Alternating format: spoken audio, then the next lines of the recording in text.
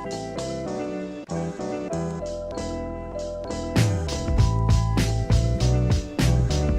two, one. Hello guys, my name is Nelson, And my name is Bruno Mel. and as you can see we have a special guest which Bruno will be introducing you guys. Yes, this is Steven Crago. We call him Coach Steve. Steve has been working with the Agile Academy within our company for a long time. He's the creator of a bunch of very unique courses, especially focused on coaching.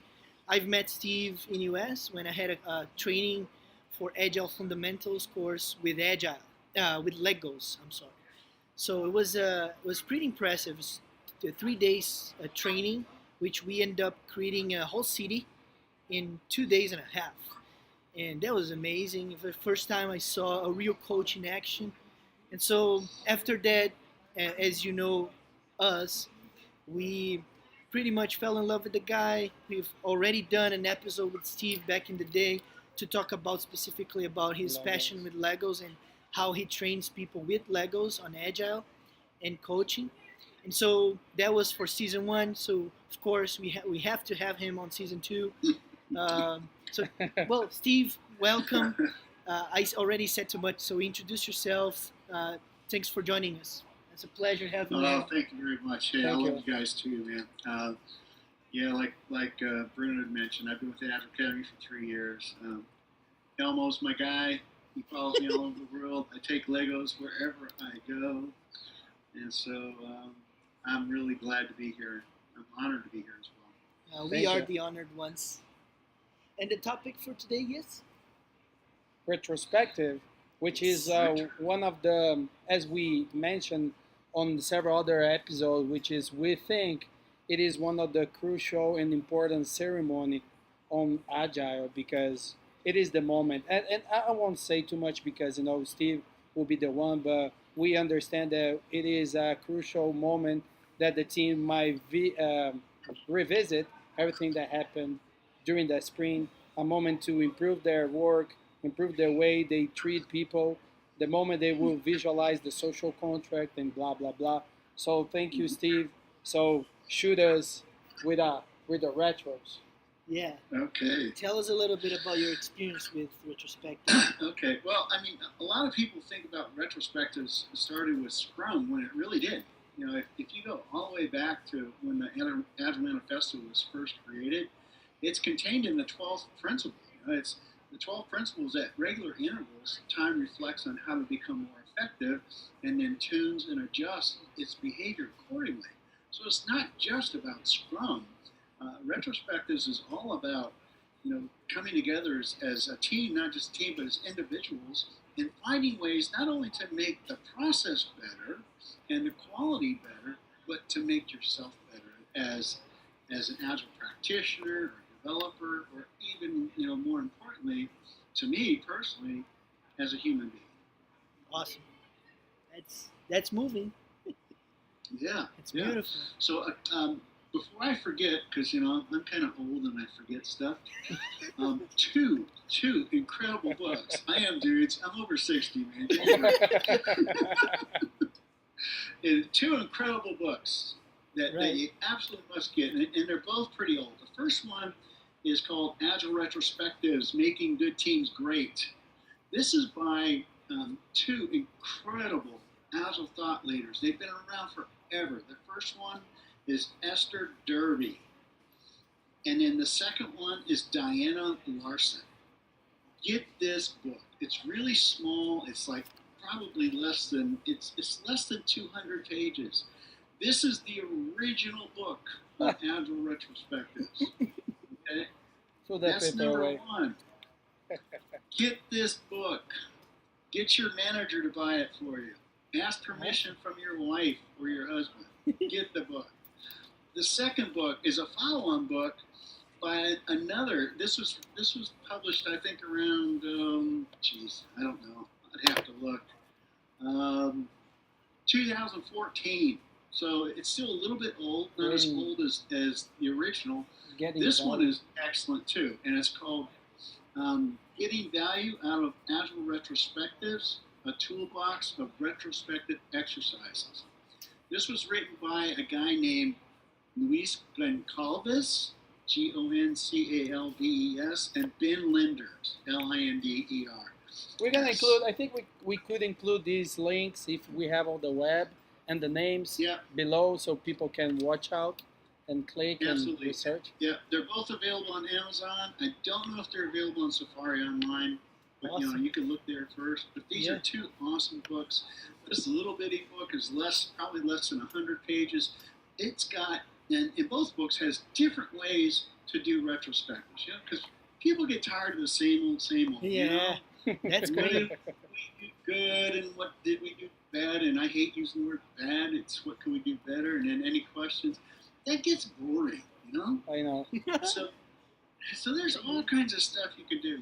You can get my little buddies over here and have them interact and do retros with Legos. You can get Elmo involved. There's all kinds of examples that you can do to make things livelier. You just don't stick to the three things. It's like a stand-up. Get tired of those three questions. Let's mix it up. Let's get more inventive, creative, and achieve the objectives of let's find out how we can get better. And I think, and Steve, sorry to interrupt you, but it reminds me that on other episodes that we covered the Scrum Guide, the changes for 2018. They mentioned about the stand-up, which will be one of the episodes that we're gonna cover, and they emphasize that they should not be as that three questions and three areas you need to cover. You might be able to do it lightly, like in a relaxed mode, but not like a robotic stuff, Exactly. Because imagine that was one of the changes I liked about the Scrum Guide, the latest one, is because it did give you, it did talk about different ways. Yeah, because imagine like teams working for like thousands of iterations, and every time is the same way doing retros. Yeah. So how you can change the way you do, which is a challenge, No, absolutely. And people need to be open for to use language. Yeah, the other thing about retrospectives that people need to remember, and even though the Scrum Guide says do it right after the sprint review, if you're in the middle of an iteration and something comes up, and you can take action to make something better right then and there, do it. Don't wait till after the sprint review. That's a good point. And throughout the iteration or throughout the sprint, you can be writing things down.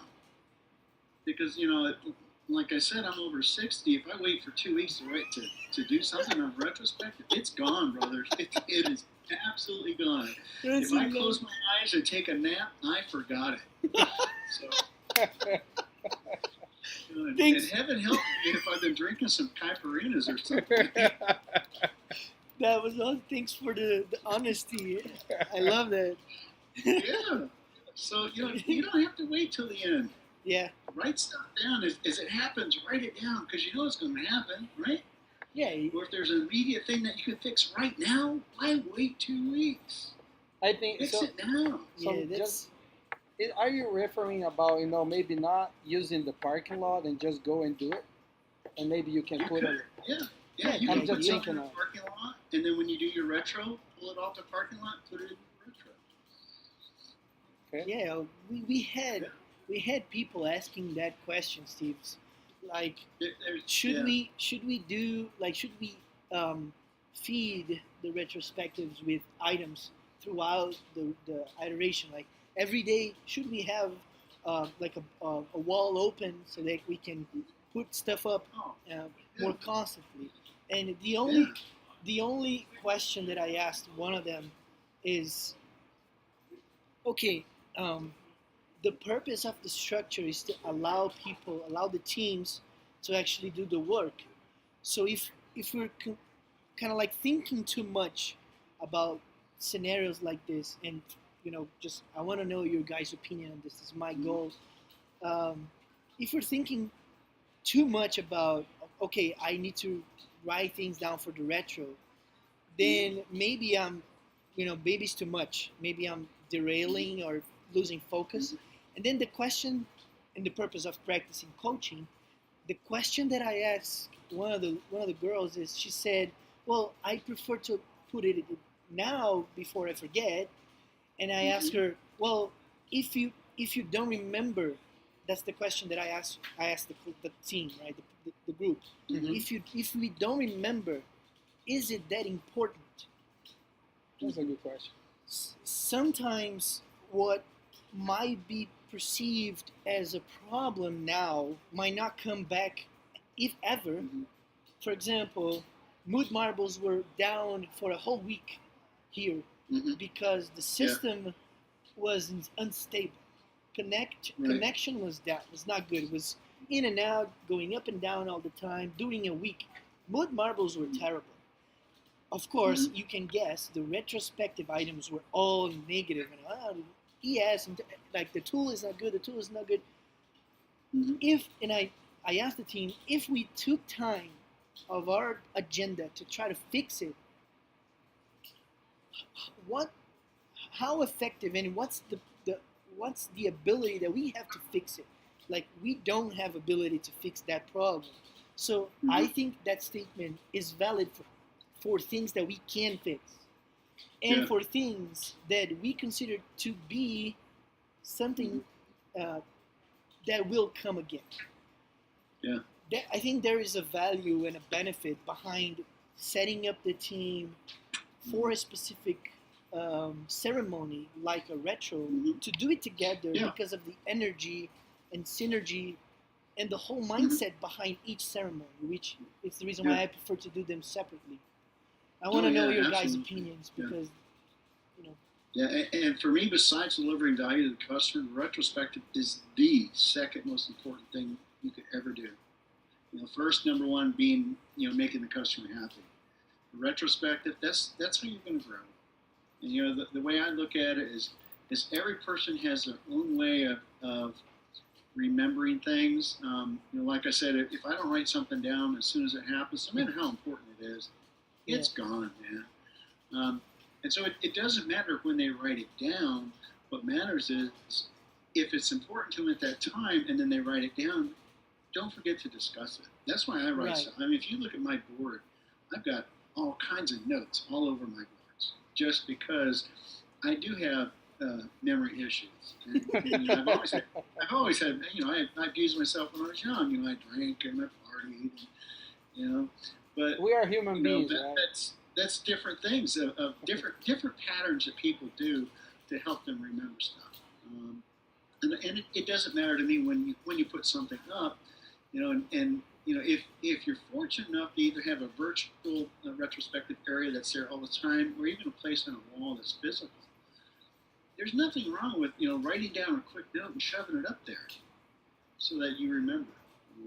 Nothing wrong with that at all. And, you know, because some people will lose track. So the key point is, as long as you at the end of each iteration or sprint, when you do go with retrospective items, you cover the things that you want to cover, and then you create your plan. Because, you know, just putting stuff on a board is meaningless if you don't do anything with it. And you know? I think the sticky look nice, but you gotta have an action plan and you gotta implement that action plan. And I think that, you know, just not answering, but I think that what Bruno said, I think is pretty important. That because maybe sometimes if you don't, if you just lose it and you forget and you don't remember anymore, maybe it's not important. But we have another ceremony, which is the stand-up again, which will be a moment to maybe that person to remind the previous day, you know, what happened. Then the idea might come up, and then might go to issue wall, right? That maybe might become a risk. And that's how I think the whole structure is relevant. Because if it is something that it is bad for the group, for the process, for the project, for the product, then we'll emerge again in stand-ups, and we'll emerge again in the next week. So and also my other concern is, if we start to put everything, then how can we focus on the real stuff, the real problems? Maybe it's too much. I've seen teams we have too much. How can we make this effective? Like, this is another question. So let's try to real quick put in perspective how each of us, like kind of a real like overview steps, like 3 step, kind of like overview of how we're doing, like how we learned or how we managed to evolve from a recipe of retrospective. So and that's how we capture the ideas, and then we prioritize. Find out what's important to everybody, and then once you prioritize it, you identify the action items, and you say, okay, what are we going to work on in the next iteration? Based on the things that were covered over the retro. Yeah, because you're not going to take everything from retrospective. No. Let's say you've got 10 items that you have action items on. The PO's probably not going to want you to put all 10 items in there. Because then what are you going to do for him or her? Yeah, what can you do, right? Yeah. How so much you get can with you the PO, take? say, look, I've got these action items. I want to put them into the next sprint. What do you think? And you negotiate. And I think that reminds me, I'm sorry, guys, it reminds me related to, Kaizen, which might come over the retro, things that needs to be improved, which is outside of the product or the services that is being delivered, right? So maybe not only the product owner, but the client might know that the team might spend some time on their internal improvements. Sure, Yeah, absolutely. and that will eventually be presented on a sprint review or showcase. Yeah. So I think we covered, like, real quick, just a little bit of an overview for those that are starting with the ceremony. So I think we covered pretty well how we can do it to begin with. How can we start? And we start by collecting our individual experiences of what happened, what worked well, what didn't go well, right? And we feed into the board of the retrospective. Usually, what we have been using, Steve, is like 3 columns: one for what went well, what didn't go well, or what we can do better at, and the third one is either ideas, or there are some teams using what's still puzzling us, which I believe is just like is a duplicated effort for what could be better.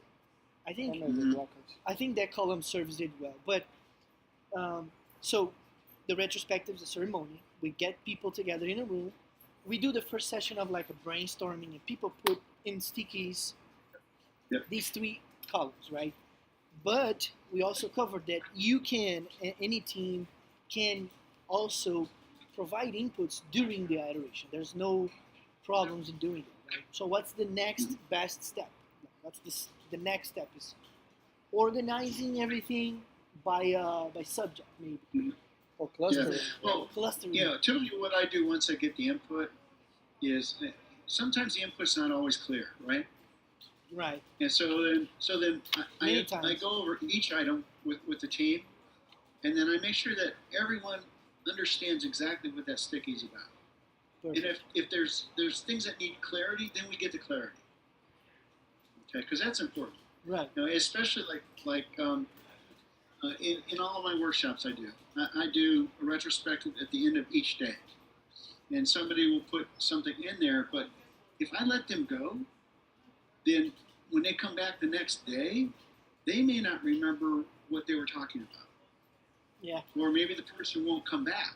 Maybe something happens. I've had that happen before. I've had students get pulled out of class or get sick, and I've got this sticky, and I really it seems like it's important. They took the time to write it and put it up there, but I don't understand it. And I ask the other students, and they don't understand. Yeah. And so now we're at a loss. So that individual's input, while I value, I don't know what it is. I can't take an action on it. Yeah, so that's why we got to make sure everyone's clear on it. Awesome. Okay? And then after that, we group them. We get voting on what's important, what we feel is important to us as a team, as an individual. And those that have the highest votes, that's the ones that we look at creating action plans on. And pretty much will be taking over the things that did not go well. I'm sorry. Yeah, so you're not gonna focus on the good things, right? Yeah. So for the voting, Steve, like Nelson mentioned, we're not gonna vote on good stuff, right? Only on things that we should be better at, right? What do you think about that? Right. Now there are some good stuff things that you want to remember. Right. Let's say you did something that was brand new. So like, one of the classes that my colleague Matt and I did, um, we took a puzzle with the giant pieces, and he went and broke it up and put pieces all over the room. And this is brand new. We'd never done it before. We didn't know how it was gonna, we didn't know what kind of reaction we were gonna get, and we timed it, and we did it, and they had a great time. It was very short, and so we got great comments on that specific exercise. And it was brand new, so we took that and we turned that into an action item. So we incorporated that into all of our other training because that was important for us to keep doing because it got such great reviews from the students. So some good things you want to track because they're brand new and they were either awesome or something else. Okay, didn't get a great view. We got some good stuff. They kind of sort of liked it. But when you get something that's got a big bang to it and everybody loves, you want to keep doing that. Yes, good point. And maybe my people, just going to the recipe as Bruno was mentioning. Yeah. So, what are the players that you think are most important to be on these ceremonies, on the retro? Should we include the product owner? Well, of course, all the team members. Okay, should we include the client? Because we know that some companies. I'm losing you. Can you hear us? I can now. I lost your voice. Yeah, go ahead. Okay, so I was asking, what are the players we should have on this ceremony? I think he's still reconnecting. Hello. Hi, Steve. Hello. Let us know when you can hear us again.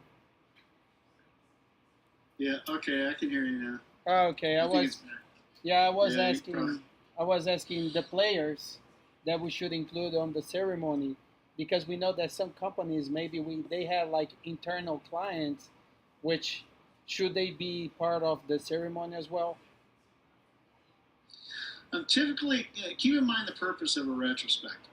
Retrospective is for the team to get better, right? Right. For the team to deliver better and get better. So if you got the client that has people that is part of your team, then those team members should be there. All right. Cool. But it's not a show and tell for everybody. This is strictly for the team. And the other thing we have to take in consideration as coaches and scrum masters or iteration managers is if there's someone outside the team that wants to come to the retrospective, you have to evaluate the culture. So let's say, for instance, a manager or someone in the leadership says, I want to come to the retrospective. You got to clear that with the team because maybe there's a cultural issue that they don't trust this person. Yeah, okay? I love that. Yeah, I totally agree. Because the retrospective, again, is for the team members. And the only way they're going to be open and honest and talk about issues that they have that they need to work on is if it's a safe container, if it's a safe environment. If you bring someone into a retrospective they don't feel safe being truthful in front of, you're not going to get a good retro. Yeah. It's going to be fake. It's going to be fake.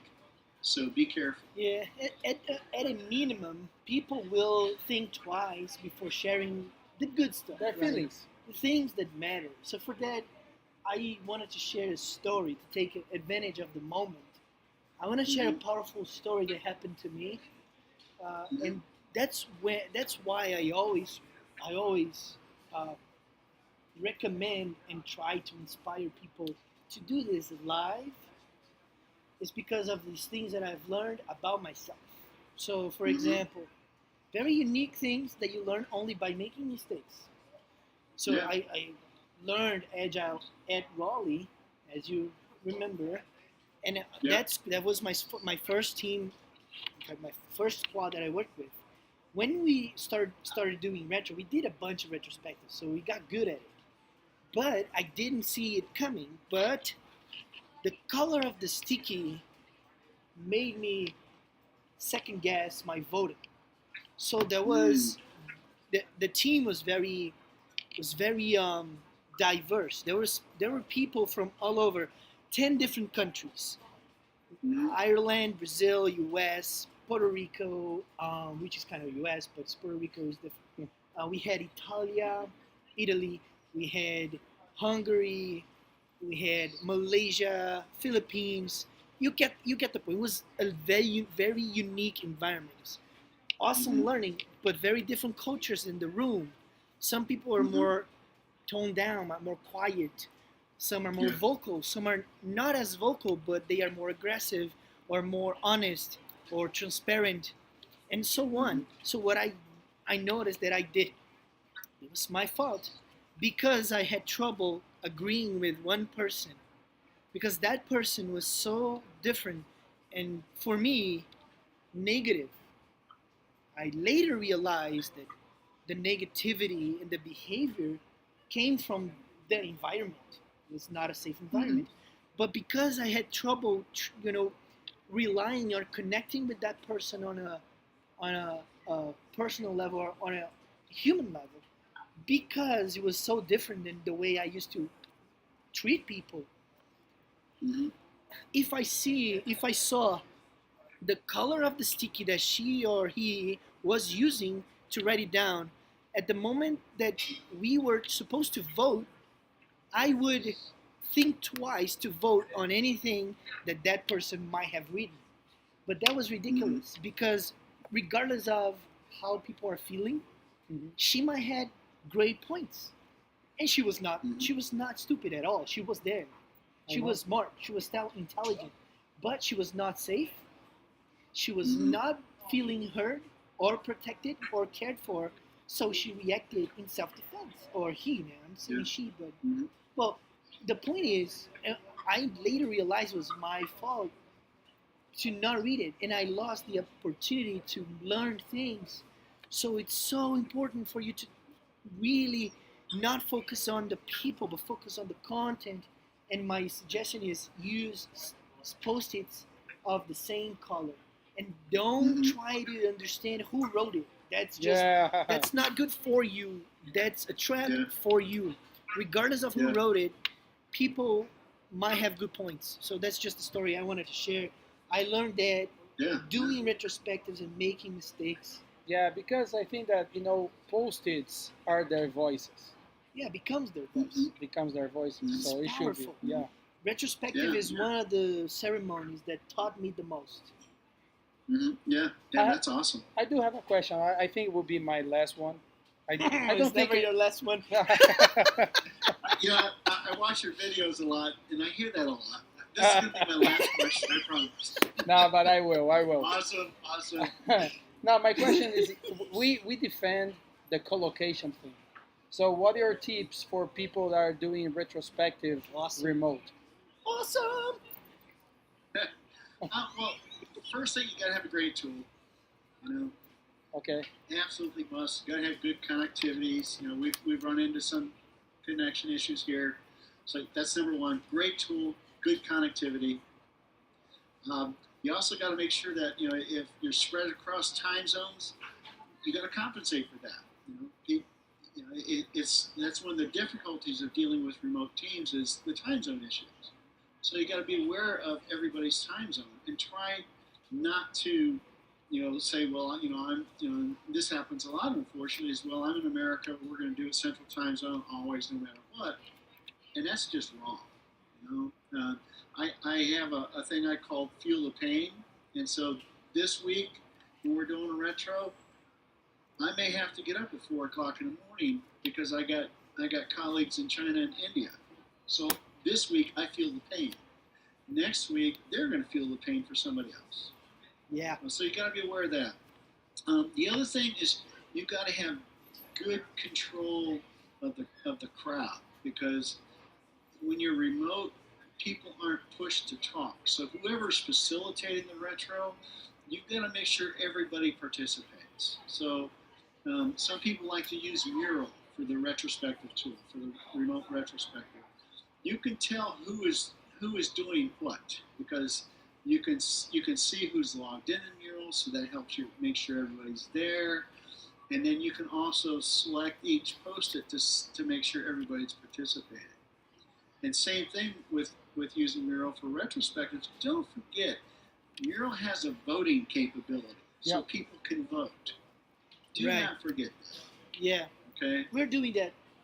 We're using but you gotta have really good tool coordination, and you gotta have someone that's really good at facilitating remotely, because that makes a big difference. Yeah, And that's one of the reasons why I got this Elmo, because it's small, and when you're doing a call, you can put it in the screen like that. Yeah, It's yeah, I gotta say, is still for me still a little bit of a challenge. it will be Like always. it's a little bit of a not taboo maybe, but it's hard to interrupt people when they're talking, even though it has nothing to do with the time. yeah. It makes me so uncomfortable. Yeah. Well, see that's where the tool is important too. Is you want to use some type of a video conferencing tools where people can click to raise their hand, and then the facilitator has to keep track. Then you can see who has their hand up, or you can maybe have assistant facilitator watching the chat session to see who has a question. Yeah. So there's all kinds of different ways to manage that. So I'm going to put a plug in for a lady I know and respect a lot in the world of collaboration, Uh-huh. Lizette Sutherland. She has a podcast called Collaboration Superpowers. Oh man, I need that. Another thing that we're going to Anything, include here. anything you want to know about remote working, listen to her podcast, and it's Lizette, Lizeette Sutherland, Sutherland. I can barely think She how is- to write that. Yeah, she is incredible. She is the queen of remote working. All right, we'll get that the link and share with Yeah. the people on YouTube Awesome. and with the people Yeah. in connections as well. And I actually today I asked a colleague, "Hey guy, do you have some tips for remote Scrum Master? You know, tips because having the opportunity to be the iteration manager, and it's remotely is a lot more difficult. Yeah. There's no human connection. Yeah. It's harder. So it's great that we like the thing it comes up in the middle of the day, and then we do a talk show, and then the solution comes up. Love it. Love it. Feels like the talk show like pulls this thing out, like attracts. Oh, it does. Results. It does. So to finish up, once we vote, the top items voted, the teams decides if they want to take 2, 4. What we've been doing in our group is we take 2 or not more than 3 of the most voted, and we put it in our backlogs. We don't assign owners. We put it on backlogs because we already have too much going on and in progress, which within operations might take more than an iteration to get things done. So we're still adapting, but and then later on at the iteration planning, we will assign owners if we can take more work. Mm-hmm. Um, I think. And don't forget to track that. Yeah. and then that's track true. it. That the tracking Yeah, is the yeah. more Exactly. make sure that things happen. Make sure that things get done. Absolutely. And that's a lot of the problems I see with teams in retrospectives is they'll do the action items, and they'll even have someone volunteer to take action on it, but then they fail to disseminate what was the result of that action. So someone did all the hard work, and then they forget to tell people about it or to share it with the team, and then evaluate, did this work or didn't it work? What did we learn from it? And if it didn't work, why didn't it work? So it's that whole it's a whole loop. It's a whole loop, and many times we get all the way up to the action items and say, oh yeah, I learned we got to do action items, but then there's that loop back on the results and what happened with the results and recording that and documenting that. Because when a new team member comes in and they ask you, why are you doing this? You say, oh, this came up in retrospect, that we did this and this. They say, well, where can I find that? And So Steve, do you think about it. But there's no history of it. And so new people won't learn what you learned. I was thinking that I had a question, but I won't ask. Go ahead. Now I was thinking, because when we are saying that, the product owner should be the one that will write the stories, but the team came up with some ideas on the retro. So who will write the stories for that? For the team will be right. Yeah. Now I'm gonna go back to the Scrum guide. Remember what the Scrum guide said, and this wasn't just in this Scrum guide. It's been in previous Scrum guides. It's the product owner's responsibility to write user stories, right? Yeah. But they can ask the team to do it. Ah, damn. Kaboom. Oh, that's fair. That's fair. Well, the team here, the People team will has start knowledge. It's for your improvement. Why would you ask the PO to do it? Yeah, it It was should my question because I did not have the answer. So Yep. that's why. Yeah. To that Thank point, you. Steve, I try to ask the team to share the progress of their action items during the stand-ups. It's hard. Some of them do, but not all the time. But I think that would cover the thing. Okay, how far have we progressed? When can we finish? And what was the results? Yeah. I mean, they're working on it. They take part of the iteration to work on it. Excuse me. Let me turn this off real quick.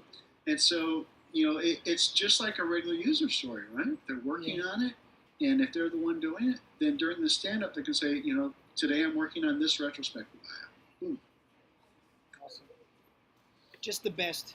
Hey, so you build a house for Elmo there. You have a house for him? Well, actually, this is actually from one of the retrospectives I did. Oh my God. This was the result of a Lego retrospective. So you're full of hidden meanings, right? Oh, absolutely, absolutely. I love that, Steve. Yeah. So this all comes, I get all these ideas from Lego Series Play. It's an open source framework, and so you pose a question, and then you build based on that question. So the question that I posed to myself was, Steve, during the last couple days of working, what happened and how did it make you feel? And so then I built these. And these are metaphors for what happened throughout the week. Wow. Yeah. And then That's amazing. I take that and after I build it and I think about it, then I write it down, say, okay, well, what did I learn from this? Or what could I have done better? And then I put that into my action plan. Wow. Awesome. But, Good management since system. I'm a Lego fanatic, that's how I roll. That's awesome. Hey, I think there was no better way for us to unfortunately say goodbye for this time. Once again, I wish we could do like all episodes with Steve. That's for sure. I think it would be the best. You get bored. No, man. No way, man. Well, we appreciate. Every time we talk, I learn something. I really, thank you so much for the inspiration, the passion, friendship, guidance, everything, man. You're welcome, man. And guys, I really appreciate the videos you do. You work hard to get the content. You do a lot of research. You're doing an incredible job. And now that it's out to the public, it's even better, man. I'm so proud of you guys. And I push this like crack on people. So, man, you got to watch the Agile Talk Show. Thanks, Steve. By the way, we're going to include your LinkedIn. If you want to know a little bit more about Steve, you can click over here and reach out him because, as Bruno said, he is such inspiration, not for me, for Bruno, for a lot of people he get in touch with. Yeah. So take your time to know him a little bit more. Yeah. You should. Thank you much. So with that, we finish this episode. We like you have enjoyed. Please give your like, dislike, comments. See you later, guys. See you later, guys. Thanks for your visit. Be safe. And do your retrospective. Be safe and be agile. Be safe and be agile. Later, guys. Bye-bye. Yeah. Obrigado.